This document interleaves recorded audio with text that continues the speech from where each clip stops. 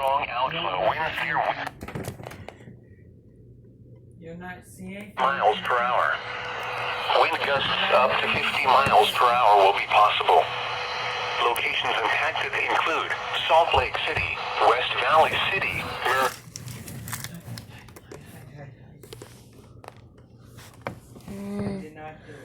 Wheats Cross, West Bountiful, Mill Creek, Kearns, Salt Lake City International Airport, Mount Olympus, Magna, East Mill Creek, Canyon Rim, Cottonwood West and Emigration Canyon.